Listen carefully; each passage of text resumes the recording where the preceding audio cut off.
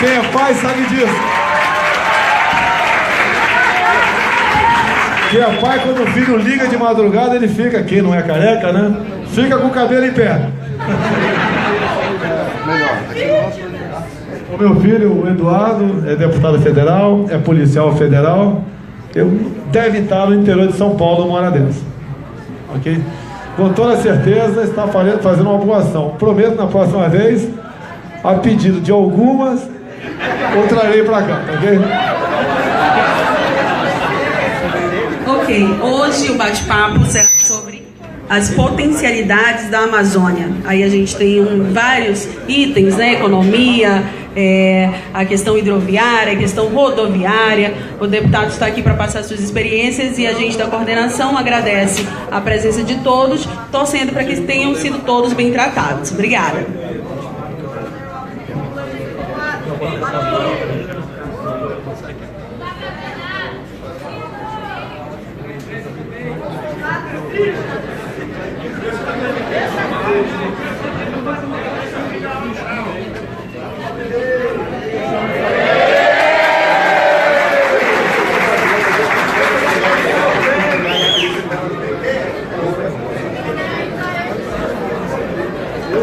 Ok, estamos todos alocados, estamos prontos para ouvi-lo. Pode ficar à vontade, deputado.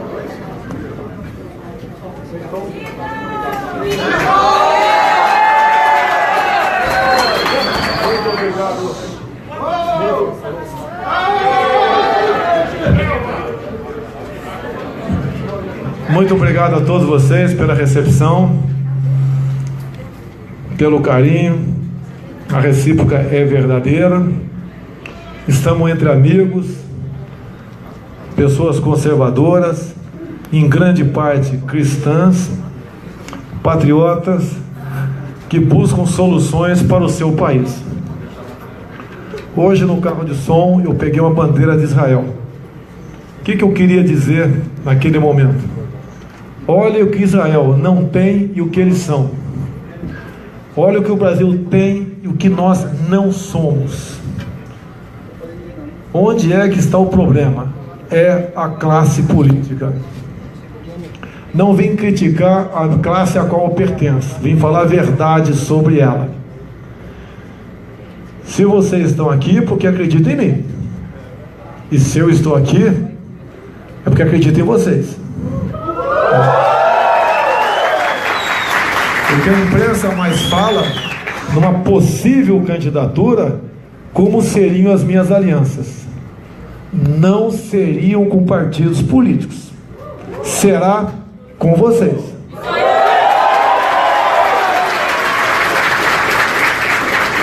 Aí se fala em Zona Franca de Manaus. Com o aparelhamento político, não tem como ir para frente mesmo.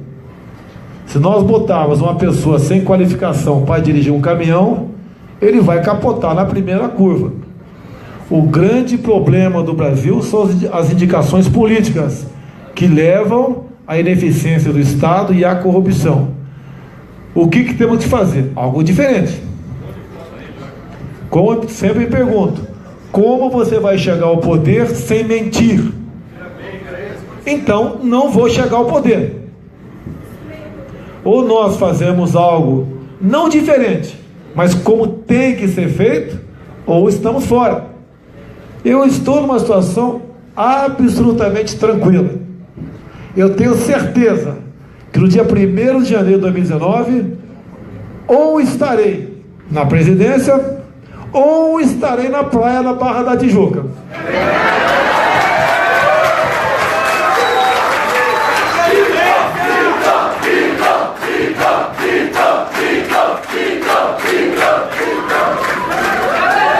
Quem vai dizer se eu vou para a praia ou não são vocês.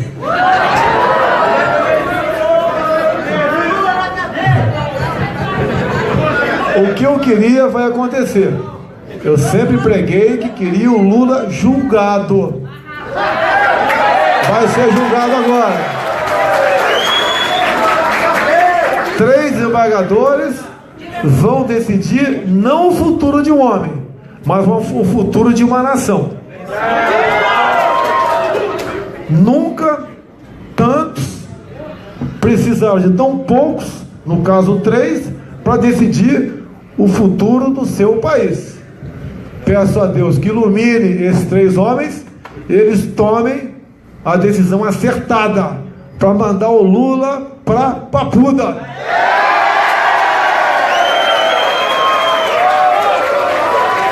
Há poucos dias, um tal de Fernando Henrique Cardoso falou que gostaria de derrotar o Lula nas urnas.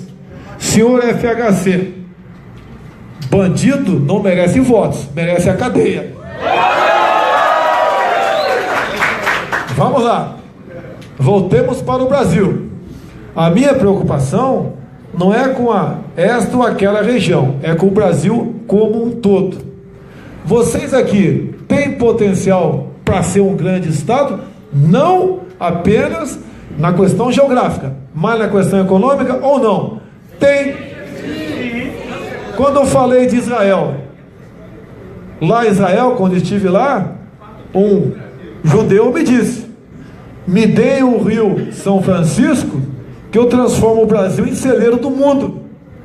Lá eles plantam no deserto, lá chove menos do que o semiárido nordestino, e lá eles conseguem ter a sua segurança alimentar e exportar para a Europa. Isso é milagre ou é dedicação? É tradição, é cultura, é amor à sua pátria, é responsabilidade, é honestidade. O que nós precisamos no Brasil é seguir esses passos. Não teremos salvador da pátria. Todos nós somos responsáveis pelo futuro do Brasil. A juventude também. O que eu menos responsabilizo é a juventude, porque pesquisas últimas me dizem que a garotada entre 16 e 24 anos, 40% está comigo.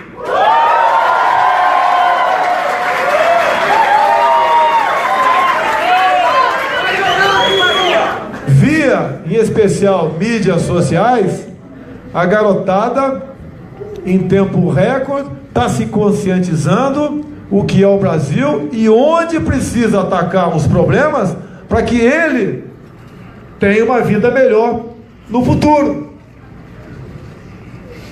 É que eu digo, falam muito em Estado. O Estado tem que participar o mínimo da nossa vida. O Estado tem que não os atrapalhar. Quanto mais Estado, menos liberdade, menos economia. E a minha grande proposta para o Brasil vai partir do convencimento meu. É obrigação de cada um de nós fazer dos nossos filhos pessoas melhores do que nós. E não querer ficar exigindo do Estado o que muitas vezes ele não pode atender. A responsabilidade de botar um filho no mundo não é do Estado. Em primeiro lugar, é de quem bota aquele filho no mundo. Questão da instrução. Motivo maior de eu estar aqui. Sem querer contar a história toda, que é muito demorada. Fui convidado pela garotada que se forma hoje de uma escola administrada pela nossa Polícia Militar. Parabéns a Polícia Militar do Estado do Amazonas. Aqui é garotada! Tá, garotada!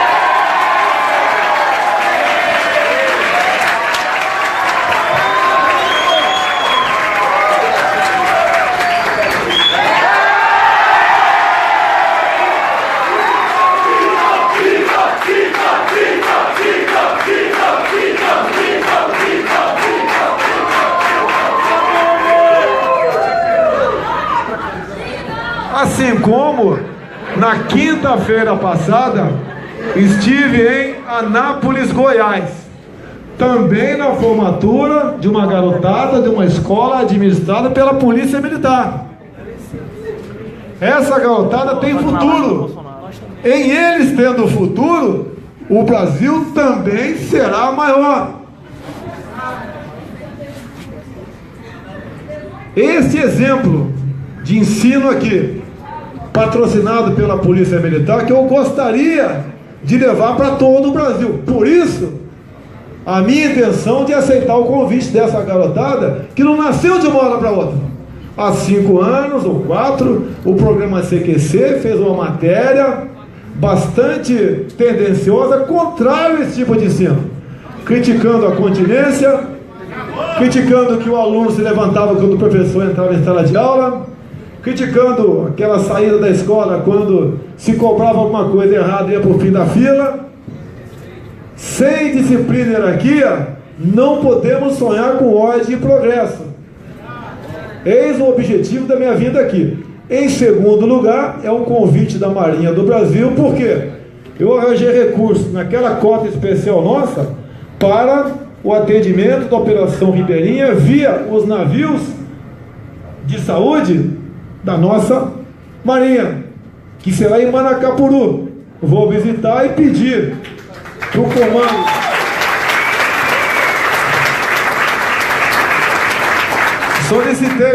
Solicitei ao comando da Marinha se eu poderia ficar no máximo 2 horas na praça de Manacapuru conversando com a população.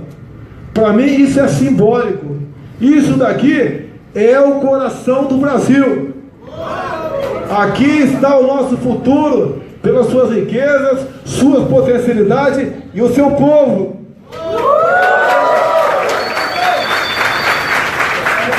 Tem uma preocupação enorme com essas grandes reservas indígenas.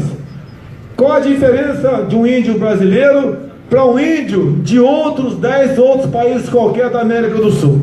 Eu acho que não há diferença. Como é que pode um índio na Bolívia ser presidente e o nosso aqui, por pressão do governo, condená-lo a ficar preso dentro de uma terra indígena, como se fosse algo do zoológico? O índio é um ser humano, o nosso irmão. O índio dos Estados Unidos, em grande parte, ganha royalties de cassinos, porque o nosso índio aqui não pode ganhar royalties da exploração sustentável da floresta ou da exploração do seu subsolo. O índio quer energia elétrica para sua casa de farinha, quer um dentista para arrancar um dente que está doendo da boca dele, quer um médico para curá-lo de uma doença, quer internet. Como alguns têm carro, mas nós sabemos que essa forma não tá certa, né? Comprando pedágio, não está certo isso. E o movimento índio pode ter acesso a tudo isso, desde que nós possamos explorar sua terra de forma racional. É isso que nós queremos e temos como proposta, em parte, para essa região. Por que não há turismo na Amazônia? Quem do mundo não quer vir para cá? Passagem é caríssima. Tem o ICMS de combustível, cada estado é um. São Paulo, se não me engano, é o maior ICMS do Brasil.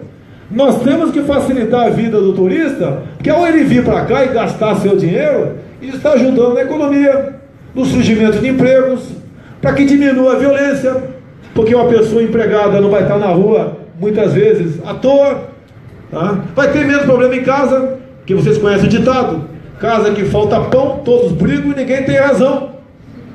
Temos que incentivar isso aí. O turismo, por exemplo, na costa do Brasil, no Rio de Janeiro, praticamente inexiste. Por quê?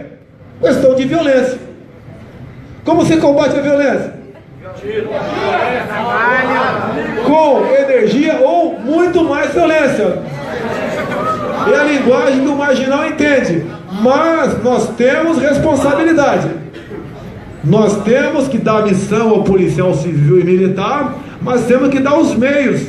Que meios são esses? Além de materiais, o jurídico. O policial em operação, caso venha bater marginais, ele responde, mas não tem punição. Isso eu não inventei. Fui buscar na legislação americana. Lá só não tem fuzil, quem não quer. Aqui, para você comprar um 22 é quase impossível. Violência nos Estados Unidos 10 vezes menor do que no Brasil. E por quê? Lá cada estado tem o seu código penal. Fez besteira, paga. Não existe saidão de Natal.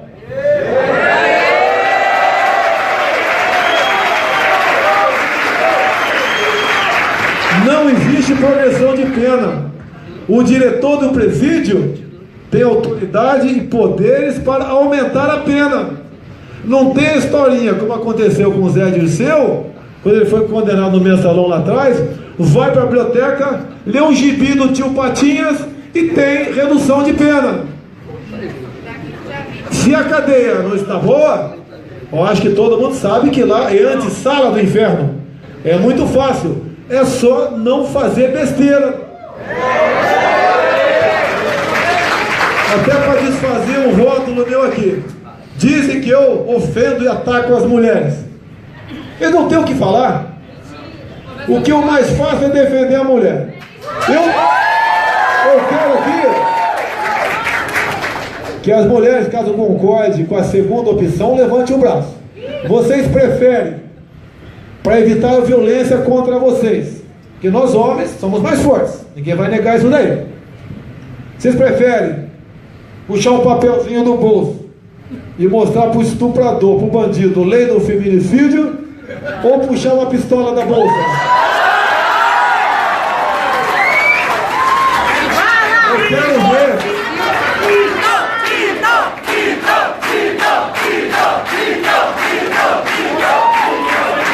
Pode ver o que acontece no Brasil. O homem não quer mais namorar a mulher, ele sai e canta de galo. Ou não é assim? Ah, peguei uma franguinha mais nova, não sei o quê. Canta de galo. Quando a mulher quer ir embora, o canalha quer dar um tiro nela. Como é que acaba isso daí? Colocando em situação de igualdade. É muito simples. Imagine você e uma mulher aqui, fura o pneu do carro num lugar meio complicado, né, escurecendo, ela vai trocar o pneu do carro e vê que tem dois homens se aproximando. E o sentimento da mulher, ela tem um sexto sentido que nós homens não temos. Ela sabe que vai ter problema. Como é que ela resolve esse problema? Resolveu. Agora, a mesma coisa, quando eu falo para o policial, civil e militar, vale para o cidadão comum que são vocês. O excludente de ilicitude. Em legítima defesa, você responde, mas não tem punição. E no Brasil, não existe legítima defesa. Um caso comum é o caso Ana Hickman. Vocês sabem da história. O marginal entra no quarto de hotel, dá 2 tiros numa mulher, vai matar a Ana Hickman, seu cunhado. O cunhado serviu para alguma coisa, né? O cunhado, além de pegar a cerveja na geladeira, o caso serviu para alguma coisa. Trava uma luta corporal com o marginal, toma a arma dele e acaba matando o vagabundo, com 2 tiros na cabeça. O que o Ministério Público de Minas Gerais fez? Botou o cunhado da Ana Hickman no banco dos réus. Baseado no que no Código Penal? Na figura do excesso. Como deu 2 tiros na região fatal, tinha que ser só um. Nós temos que tirar o excesso do Código Penal e deixar bem claro: matar o vagabundo com 2 tiros ou com 15 é a mesma coisa.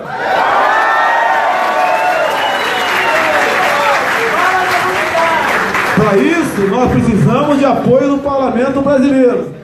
Vocês têm que votar em deputados federais e senadores, gente que tem um perfil semelhante ao nosso. Você pode ver, um vagabundo entra na tua casa à noite, você acorde, vamos supor que você seja um privilegiado e tenha uma pistola em casa. Dá 15 tiros no vagabundo, pega 5 na canela. Bem, resumo da história: o vagabundo vai responder por invasão de domicílio e você por tentativa de homicídio. Ou se muda isso, ou não tem solução à questão da violência no Brasil. Olha o que aconteceu há poucos dias, não sei que lugar foi aqui no Brasil. 3, 4 dias. Pega um marginal de 19 anos e uma marginal de 18, voando para fora do Brasil com 19 quilos de cocaína. O que a audiência de custódia faz no dia seguinte? Coloca-os em liberdade. Tem que acabar essa palhaçada. A audiência de custódia não é lei, é uma invenção do Conselho Nacional de Justiça. Se tivesse um presidente da República normal, não é macho não, normal, ou um presidente da Câmara normal, teria o remédio jurídico para extinguir a audiência de custódia. Mas todo mundo deixa correr. Parece que não é com ele. Bem, vamos continuar aqui mais um pouquinho aqui. Continuar mais um pouco, já que ninguém dormiu até agora. Se for homem, vai ter que pagar 10, né? O Brasil tem jeito ou não? Tem. Nós temos que investir onde para ter jeito? Algumas coisas a longo prazo. Pesquisas. Uma menina, para mim é menina, estou com 62 anos, né? Uma menina de 30 anos, afrodescendente, por coincidência, formada pelo Instituto Militar de Engenharia. O que ela conseguiu inventar agora? Uma tela de grafeno. O pessoal vive me criticando. Pô, o cara fala em grafeno. Bem, ela criou uma tela de grafeno. O que faz essa tela de grafeno? Tira o sal da água do mar. Tira o sal da água de poços artesianos, que é a salobra. Olha a solução para o nosso semiárido. Não podemos admitir no semiárido os nossos irmãos nordestinos sofrerem com a seca, com essa invenção aí na nossa cara. Para onde foi essa menina? Está na Inglaterra. Por que não desenvolve isso aqui?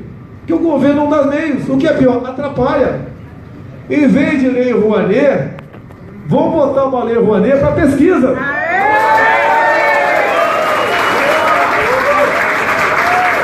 Os pequenos artistas, os pobres, você pode manter a Lei Rouanet, mas não dá para figurão. Isso não é mais justiça, isso é roubo. São esses artistas, a nata dos artistas brasileiros, foram comprados pelo PT para promover o PT.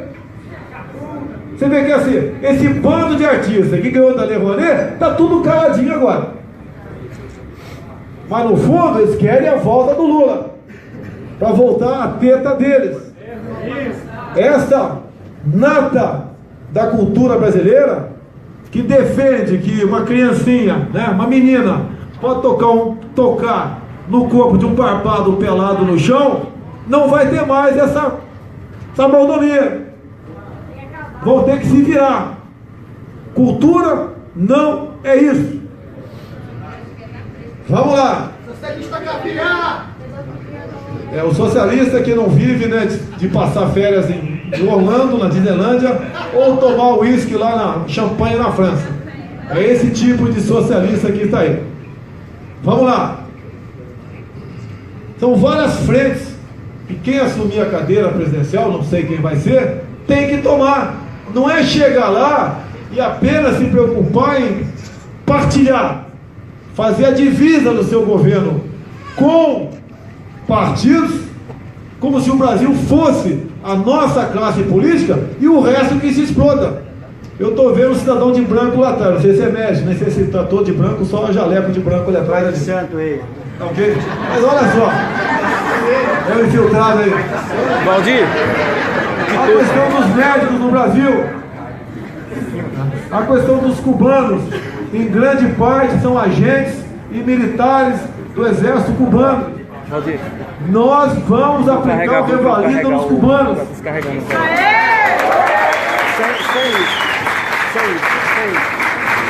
Só isso aqui. Mais grave ainda, essa esquerdalha que está aí, PT, PCdoB, PSOL, e também o PMDB agora, em grande parte, fala em direitos humanos. Pegue uma médica cubana de vocês aqui, na região de vocês, deve ter algum próximo. Pela idade dela, procure saber se tem filhos. Muitas têm. Pergunte onde estão em Cuba. Também, além do revalida, vão ter direito a trazer os filhos para cá, senão não vão ficar aqui. E mais ainda, o salário tem que ser deles. O Brasil manda para Cuba 1 bilhão e 300 milhões de reais por ano nesse programa dito Mais Médicos. Se fossem bons médicos, estariam atendendo Lula e Dilma quando tiveram problemas.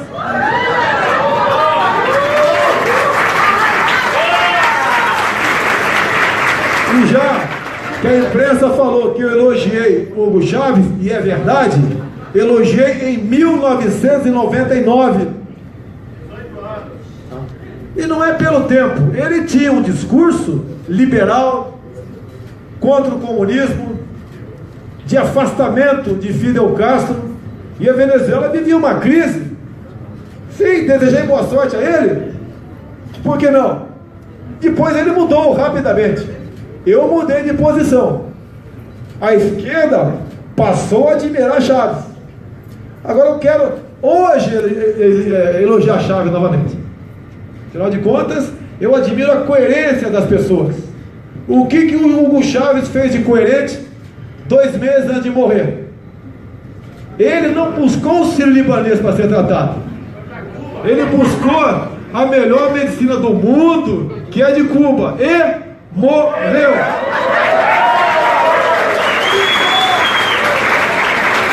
E com toda certeza está preparando o inferno para a chegada do Lula.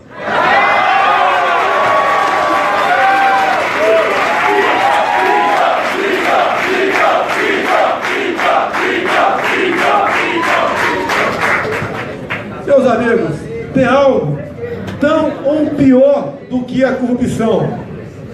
É a questão ideológica. Quem aqui não tem, eu tenho, um parente esquerdinha? Eu acho que todo mundo tem. Nós temos a obrigação de buscar fundo mais tarde. Se buscar, vai achar. Nós temos que fazer a nossa parte, mostrar para ele o que é o socialismo, o que é o comunismo. Falar, ler aquele livro do Coronel Brilhante Ustra, que chama-se A Verdade Sufocada. Jair Bolsonaro. Não é um livro de poemas ou de historinhas, são fatos. Mostrar quem foi o primeiro marido da Dilma, que inclusive está vivo e morando no México, Cláudio Galeno. Sequestrou um avião com 96 a bordo e foi para qual país democrático? Para Cuba. Quem foi o segundo marido de Dilma, que morreu há poucas semanas? Um assaltante de caminhão de carga na Baixada Fluminense. A própria vida pregressa dela.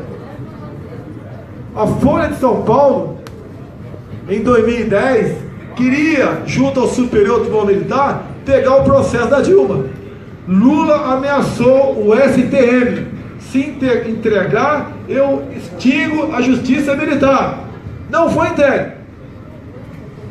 Eu tenho o processo comigo. A imprensa quiser, só entrar em contato que eu mando. São umas 15 mil páginas. Vale a pena dar uma olhada lá. É história.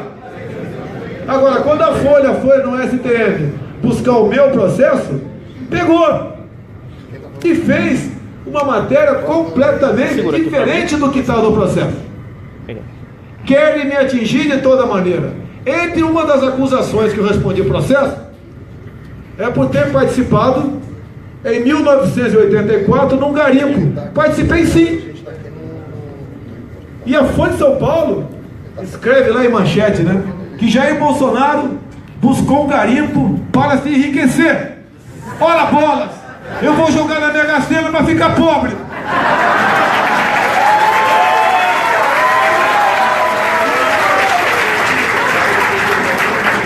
Mas é passado, é história. Vão continuar me batendo, nepotismo. Desafiei a imprensa, o Globo, o Estadão. Me acusou de nepotismo. Veio no meu gabinete. Eu vou gravar entrevista sobre nepotismo. Responda qualquer pergunta. Foram? Não. Onde é que você conhece seu marido ou sua esposa? E 90% das vezes é na igreja, é no trabalho, é num ponto que você vai na praia ou num amigo. E eu conheci a minha esposa da Câmara. Tinha trabalhado em 2 gabinetes, foi trabalhar no meu. Eu estava solteiro, vi uma mulher muito bonita, evangélica, já tinha uma filha e rodou. Me casei com ela há 10 anos. Me casei com ela há 10 anos. Informalmente perguntei para a Câmara se teria que demiti-lo ou não. A resposta foi a seguinte: Olha, ela já estava empregada. Então continua. Mas demita, porque você é diferente dos demais. Vai levar pancada por nepotismo. Não vão contar essa verdade. Eu demiti. E agora descobriram que eu sou um grande praticante do nepotismo. Ora, se eu sou criminoso, e faça matéria, Folha de São Paulo, ou Estado e Globo, mas entregue o extrato ao Ministério Público para me processar. Caso contrário, vocês estão prevaricando. E ponto final. Errar, já errei em muitos momentos da minha vida. Reconheço e vamos em frente. Agora, é isso que eles têm contra mim? Por que não fazem a matéria sobre a JBS Friboi comigo? O Ciro Gomes.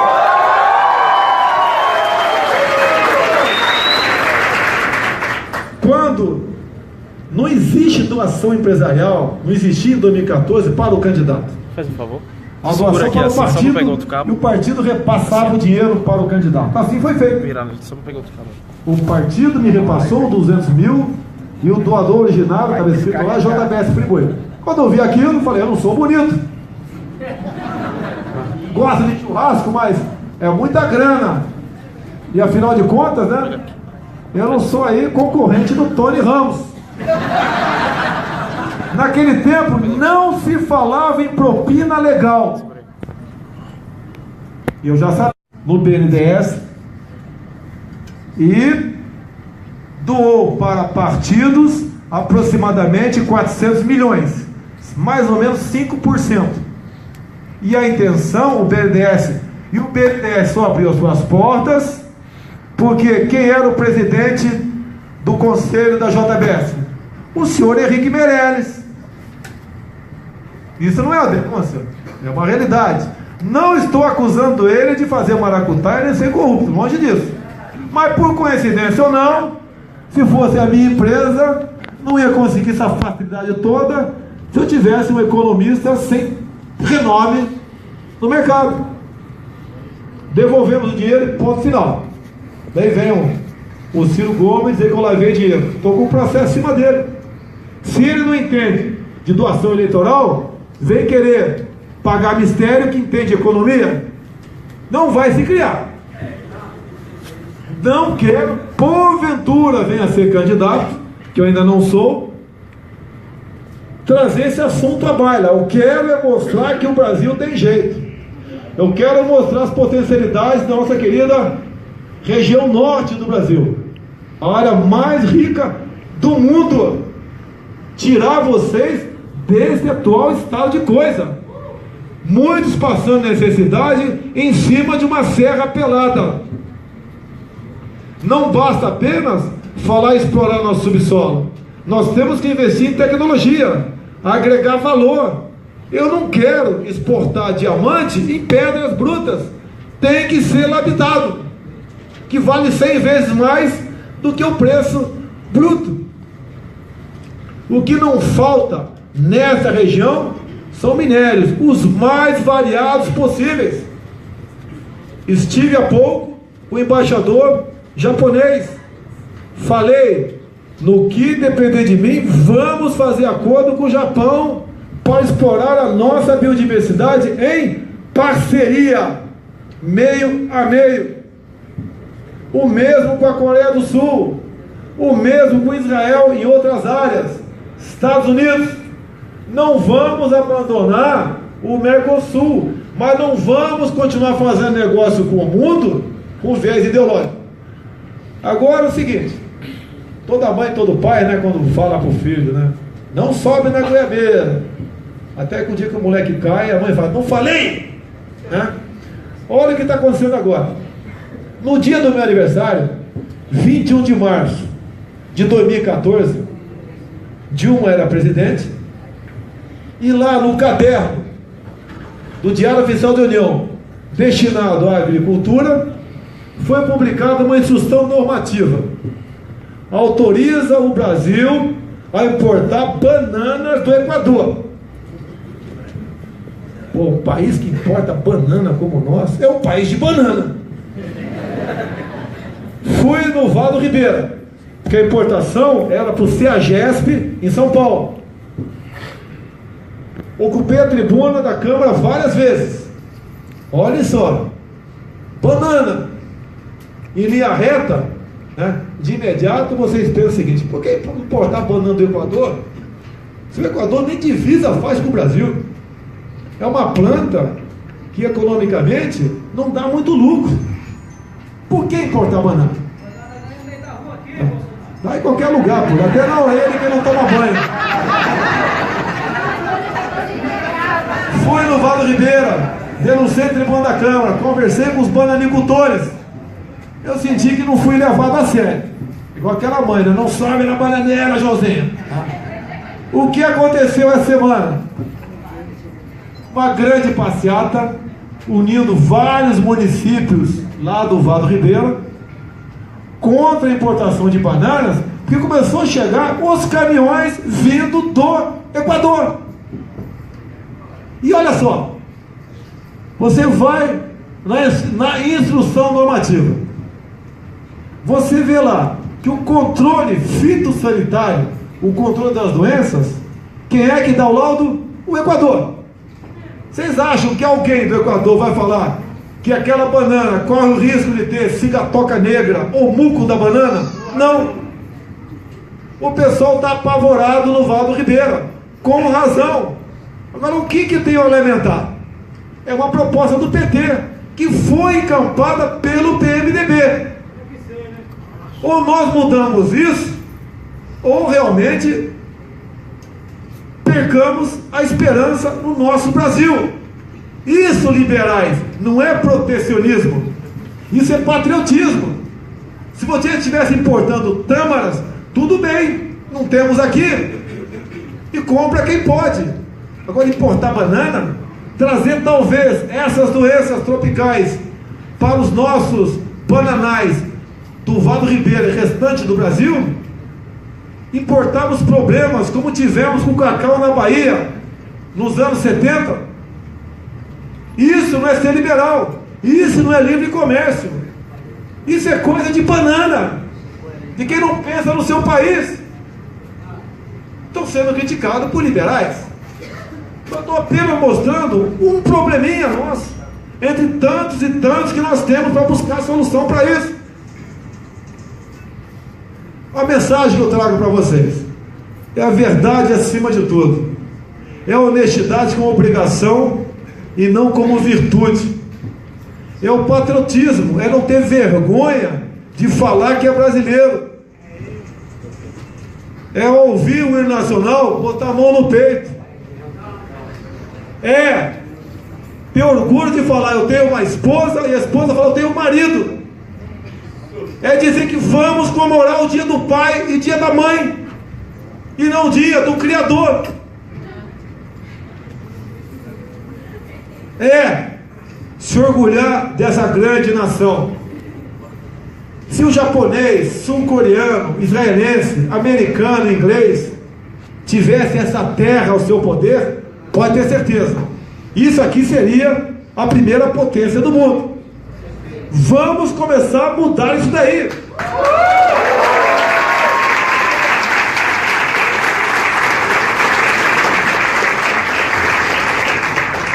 Repetindo, eu não tenho o que os outros pré-candidatos têm: poder econômico, prefeitos, governadores, ministros, parcerias com outros partidos.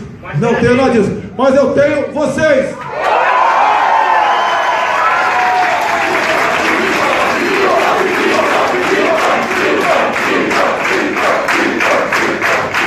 Partindo para o final, quando eu vislumbrei, eu falei o seguinte, eu olho, até vale a pena repetir, você já sabe, né?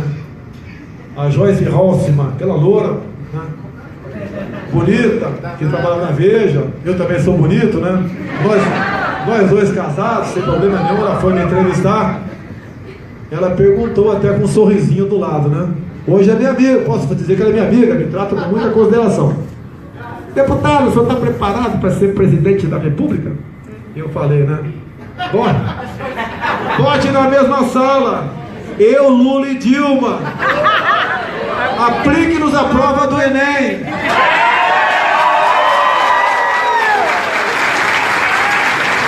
Se não tiver uma nota maior que os dois juntos, não estou preparado.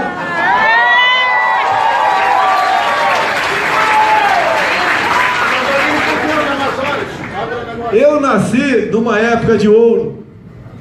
Fui aluno no período militar, onde quando havia uma festa no bairro ou no interior, as primeiras pessoas a estar na lista de convidados eram os professores. Hoje professor não é lembrado nem para velório. Desprestigiou-se o professor no Brasil. Tiraram a autoridade do professor em sala de aula. Tem bairros no Rio, aqui não deve ser muito diferente, né? Em escolas públicas, a professora, o professor está muito mais preocupado em não apanhar do que em dar aula. Eu sei que tem professora casca grossa aí, tem que ser, tá? Mas grande parte não tem como exercer sua autoridade. Se falar grosso com o aluno, pode tomar um processo nas costas, ou até ser agredido. Pesquisas da APOSP, São Paulo, junto às escolas do ensino fundamental, 70% dos professores já foram agredidos, física ou moralmente, por alunos ou pais de alunos. É um retrato. E não podemos comparar economicamente São Paulo com qualquer outro estado do Brasil. Se lá não está bem, é sinal que, pelo menos em tese, outros estados também não estão bem. Lá em Goiás, a Polícia Militar tem 45 mil alunos em 36 escolas sob sua administração. Eu não tenho os dados aqui, gostaria que o policial militar presente me passasse esses dados. Mas, pode ter certeza, Goiás e Amazonas vai ter um salto em educação. Lá começou aproximadamente 10 anos, aqui eu não sei, parece que 8. Aí vai ter um reflexo na frente. Educação é um investimento a médio e longo prazo. Essa é a fórmula para nós sairmos da situação de miséria e ignorância.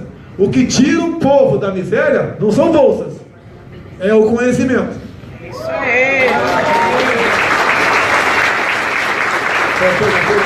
Faltou alguma coisa para lá? Eu posso encerrando? Ah, BR aqui, Porto Velho. Porto Velho. Manaus. É uma rodovia importante para esses dois estados. É o transporte especial de gêneros. Problemas. Temos um batalhão de engenharia de construção. O Menezes aqui é colega do Exército aqui de engenharia, que poderia, né, estudar talvez uma melhor localização geográfica para ele.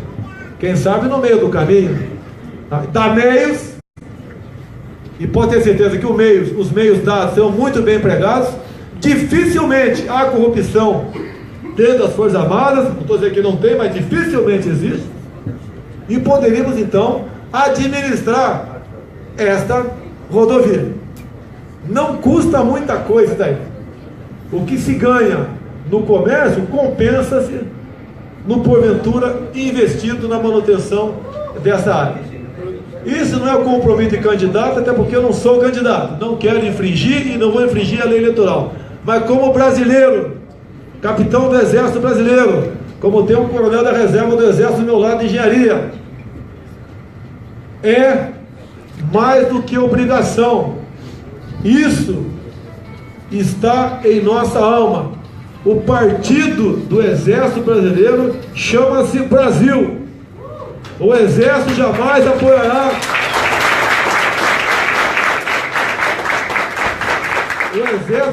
apoiará esse ou aquele candidato.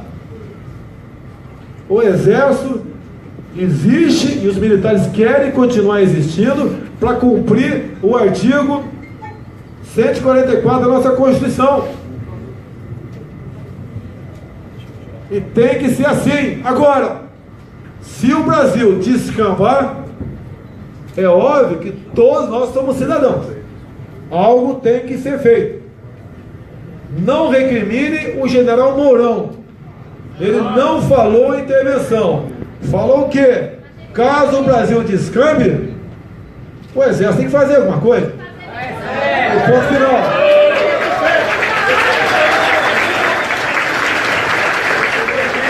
E o que ele falou há poucos dias, até que foi punido com afastamento de função, é que o governo faz balcão de comércio dentro do parlamento.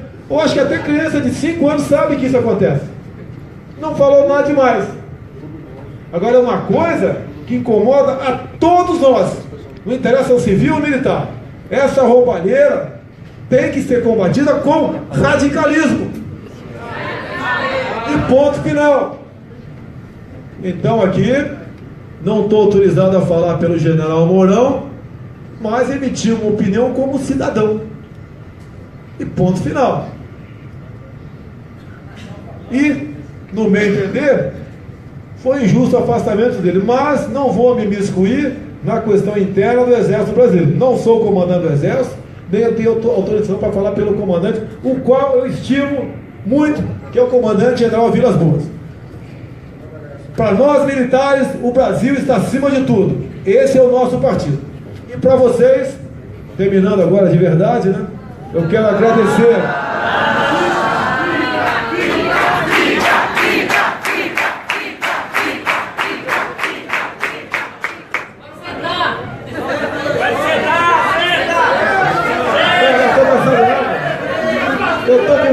Eu estou com 26 anos de idade. É uma questão de ponto de vista.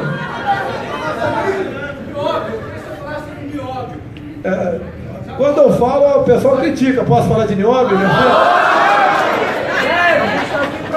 Vamos lá. Toda semana, tem um telefone aí? Tem um telefone. Toda semana é apresentado ao mundo uma novidade do grafeno. Da semana passada foi uma bateria de grafeno para o celular. Eu vi 10, eu vi 12, 10, 12, pronto, está resolvido. 12 minutos. É recarregável em 12 minutos. Mas detalhe, já tem na prancheta uma super bateria para carros movidos a energia elétrica. É uma bateria recarregável em poucos segundos. Você para teu carro para tomar um café, quando volta, você tem uma autonomia de 700 quilômetros. É uma revolução na indústria automobilística. O Brasil não investe em tecnologia. Um pouco de investimento nisso está sendo privado na Universidade Mackenzie em São Paulo, a qual estive lá. Essa é uma das aplicações do grafeno. É o único material biplano do mundo, que tudo é tridimensional. Um barbante de grafeno levanta um elefante. Imagine prédios, em vez de cabo de aço, grafeno. Quanto de energia não seria economizado ao não levantar aquele e descer, né, que gasta energia para descer também, por incrível que pareça, aquela enormidade de peso dos cabos. É a tela para dessalinizar a água do mar. Pra vocês terem uma ideia, 1 grama de grafeno cobre um campo de futebol, né? Chama-se nanotecnologia. E olha a falta de preocupação do governo com isso. Foi gente do Ministério da Ciência e Tecnologia que procuraram por agosto, setembro, pedindo emendas ao orçamento da minha cota de 14 milhões para pesquisa em nanotecnologia. E eu dei 300 mil reais. É pouco, mas para eles é muito, que o governo destinou rosquinha para eles. Se nós não investirmos em pesquisa, nós estaremos condenados o tempo todo a ser escravo de países que investem nessa área. Grafeno, uma coisa importante, vem do grafite. Fui em Miracatu, uma cidadezinha do Vale do Ribeira, entre São Paulo e Curitiba. Para mim, é difícil andar numa região dessa, com essa cara de branquelo minha aqui. Se fosse a cara desse guerreiro aqui, ninguém ia desconfiar aí na cidade. O pessoal desconfia. a minha desvantagem. Mas fui lá. Há poucos anos levaram índios do Paraguai para a região. Foi demarcada uma pequena reserva indígena lá, que está sendo ampliada agora, englobando montanhas de grafite. As informações que eu tive, até onde pude chegar, pelo que parece, quem está bancando isso são ONGs via China. Ou seja, ao demarcar essas áreas com montanhas de grafite como terra indígena, dificilmente você vai conseguir explorar essa área. Em consequência, outros países, como a própria China, entre outros, que têm reservas disso, faz com que o seu preço se eleve. E nós aqui, ficamos aqui, tendo compaixão de índios importados no Paraguai. Índio, massa de manobra. Ninguém está preocupado com o ser humano índio. Apenas está sendo usado para isso. Questão do grafeno. São centenas de utilidades. Fui ver, lá em São Paulo, no Mackenzie, a aplicação militar. Tendo visto o peso baixo e altíssima resistência do grafeno, esse paletó aqui poderia ser um paletó à prova de bala, à prova de armamento calibre 7,62. O carro de alguns de vocês, que é que tem recurso para isso, que é caríssimo, em vez de 300 kg de blindagem, poderia ser 30 de grafeno. Economia de energia, maior resistência a impacto. E na indústria bélica, isso é importantíssimo, bem como na fabricação de armamento. Me disseram os técnicos lá da Mackenzie que nos próximos 10 anos o mundo movimentará $1 trilhão de inventos do grafeno. E no Brasil, alguns começam a me criticar. Para esse eu respondo: alface e alfafa é a mesma coisa. Terra e grafeno é a mesma coisa. A gente vai para o nióbio. O Brasil acabou de entregar uma grande mina de nióbio em Catalão, Goiás. Temos atualmente em Araxá. Fui em Araxá. Vamos lá ver. Gasto dinheiro da Câmara. Sim, estou massacrado. Eu agora, qualquer viagem minha, eu me viro. Pago do meu bolso, como essa daqui, para evitar me acusar que estou gastando dinheiro da Câmara. Mas não publicam que, de novo, eu vou ser um dos 10 deputados que menos gastou cota parlamentar ao longo do ano. Não publicam isso.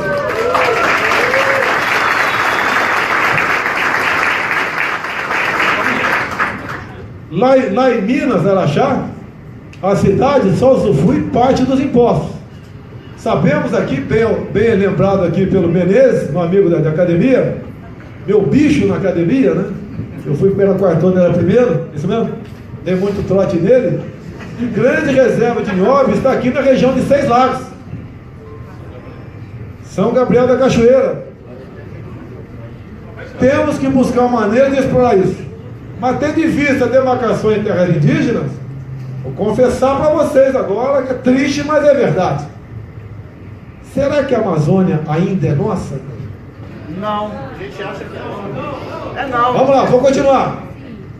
Em 1982, a Argentina falou que as Malvinas eram deles. Perderam.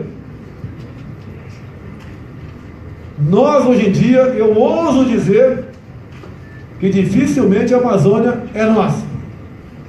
O que nós devemos buscar para salvarmos pelo menos parte da Amazônia? Parcerias. É que eu quero, por exemplo, com os Estados Unidos. Deve a esquerdalha. O cara está dando continência para a bandeira americana. Fui na terra deles, saudei a bandeira americana, sim, com uma continência dos Estados Unidos. Que continência minha como militar? É sinal de respeito. Não sou como eles, que queimam até a bandeira do Brasil. Nós precisamos de boas parcerias. Não é concessão, como o Catalão agora, que entregou para a China, por coincidência, só da China. China está comprando o Brasil. Daqui a pouco nós vamos ver aqui que, em vez de estudar inglês, é bom o pessoal começar a estudar chinês. É uma verdade. Não vim aqui para ganhar simpatia de ninguém. Se com verdade eu não conseguir meu objetivo, então não conseguirei. Mas ninguém me cobrará de ter mentido para atingir um objetivo. Não. Não tenho obsessão. O que acontece comigo e acontece com cada um de nós, para quem crê, é uma missão de Deus. E vamos em frente.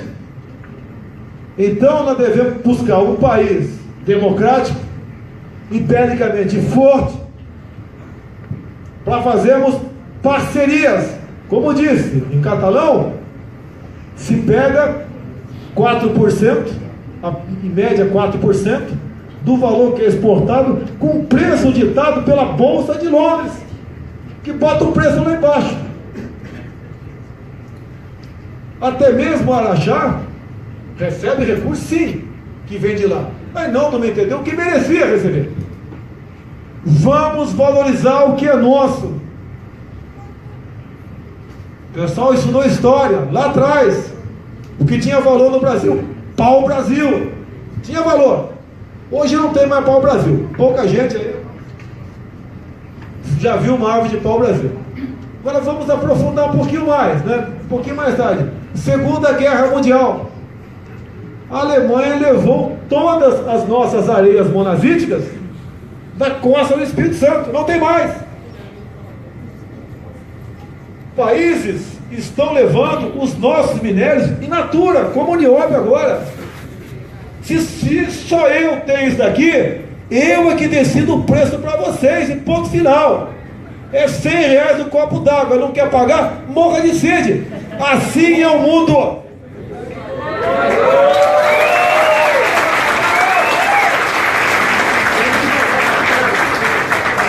Assim é o mundo. Não existe amizade, existe interesse. Falta no político brasileiro o entendimento disso.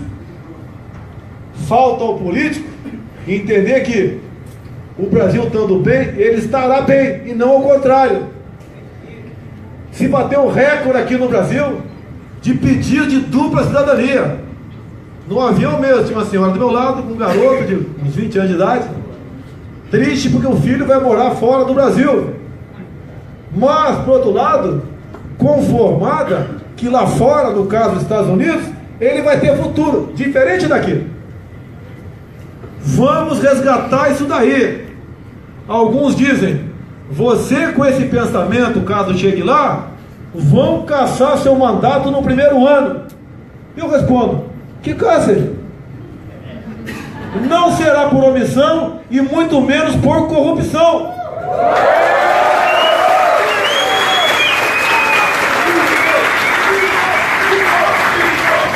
Bem, eu vou parando por aqui, senão o pessoal começa a... Fale um pouco da fronteira aqui. Sim, olha só, olha, eu quero fazer um pedido aqui. O meu relógio de 10 anos eu perdi no aeroporto. Se alguém achar, eu tiro uma fotografia com ele. Ok? São 4h30. Sim, senhor. Se o senhor chegar lá, o que o senhor fará pelos super salários, incluso dos juízes, essa canalha toda que tem aí?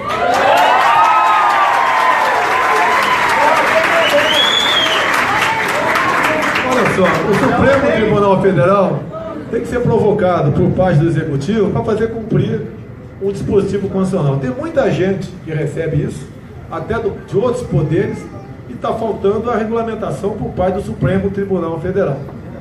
Então falta o presidente cobrar do Supremo.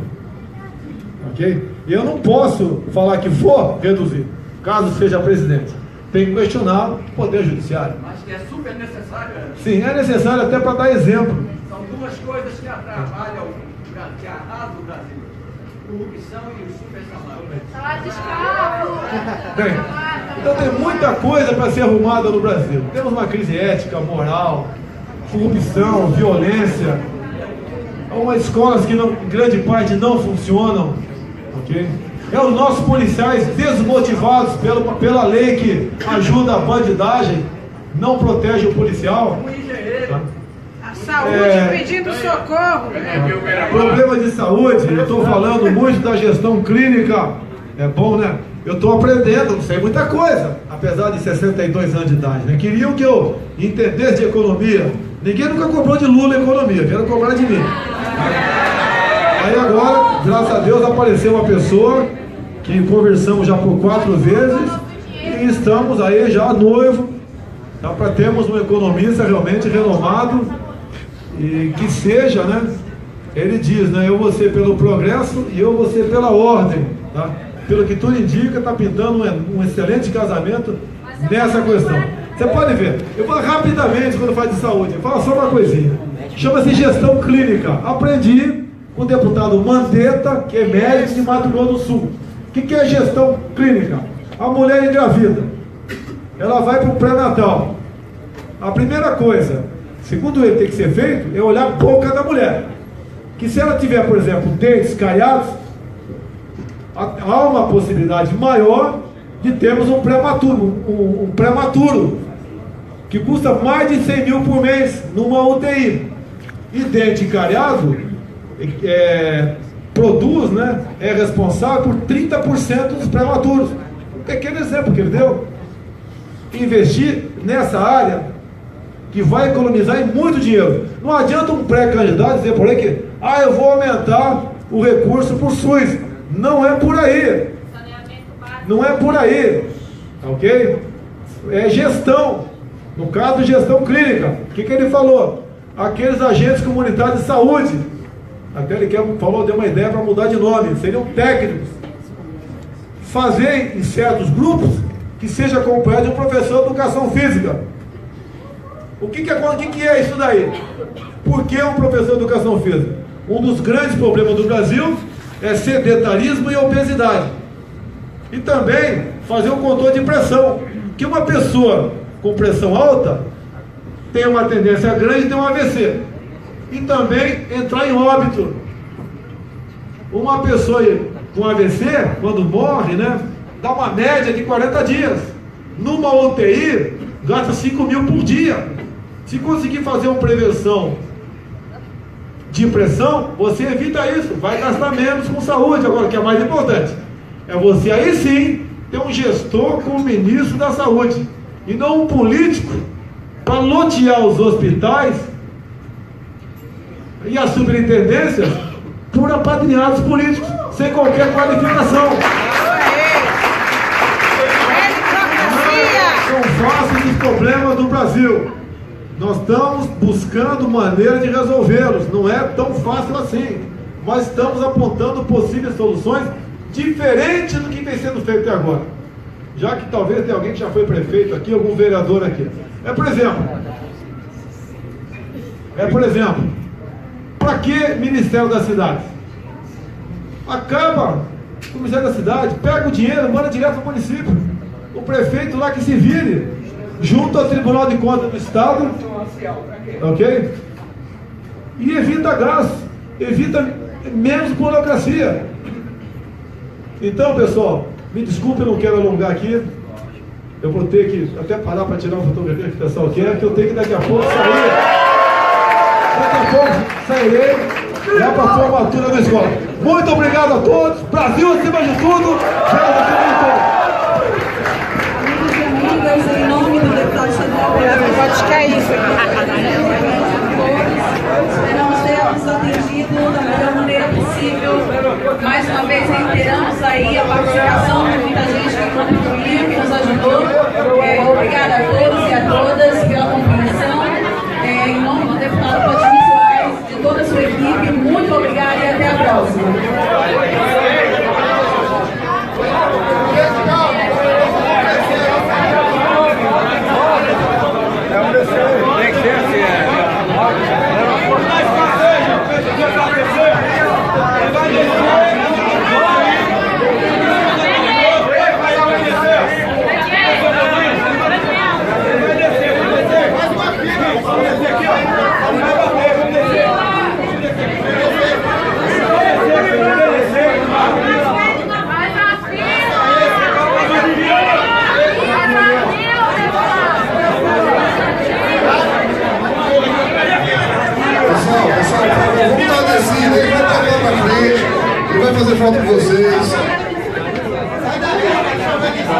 quero agradecer a todos os grupos de direita que participaram. A quem não é de grupo não participou também. A quem modestamente participou, como alguns é natural do meio político, o pessoal não gostar de ADC. Pode agradecer em paz também aqui ao Pratinito, ok? Muito obrigado aí. Senhores, se todos se organizarem, a gente vai poder atender da melhor maneira. Eu acredito que assim ninguém está confortável. Então vamos dar um espaço para o deputado. A gente já veio de tantas agendas, já tentou tanta gente, e não se vai atender ninguém. Vamos ter cuidado aí com o bem-estar de todos, para que ninguém se machuque desse palco. Por favor. Assim como está o Brasil, a verdade é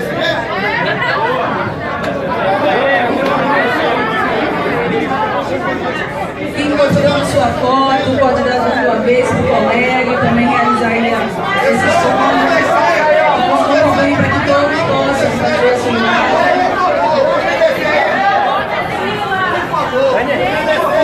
Nossos amigos aí do apoio, por favor, já deverão organizar.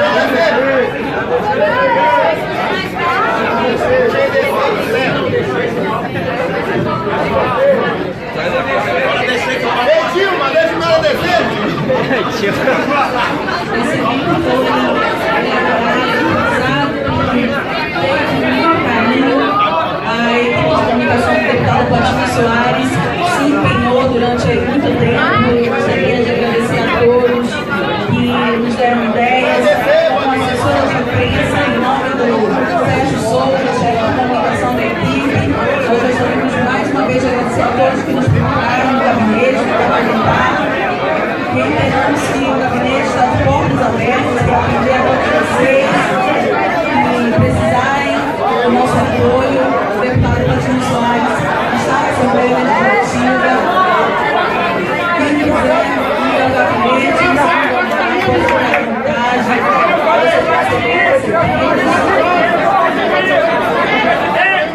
Gente, por favor, vamos organizar o palco para que ninguém se machuque, tá? O palco pode cair, gente, se vocês não se organizarem. A estrutura não foi feita para receber tantas pessoas em cima.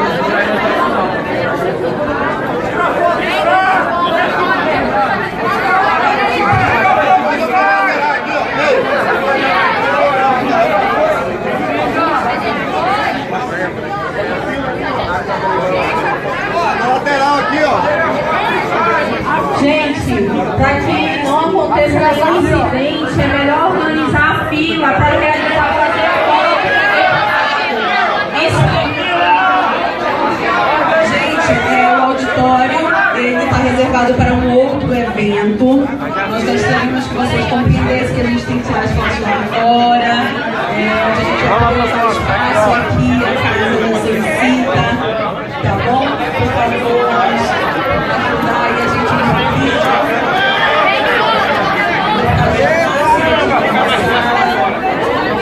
E aí ele terá outros eventos, ele vai estar na Deus do Cheira, muito convidado, vai convidar de homens, já não quero dizer quem, vai jogar para trás, aqueles comandos que muito nos orgulham com casos desses, vão fazer a diferença na sociedade, vão levar os preceitos da disciplina e a economia para a sociedade.